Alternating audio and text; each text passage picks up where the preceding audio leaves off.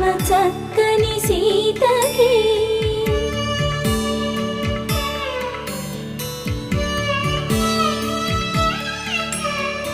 ఎర్ర జాబిలి చేయి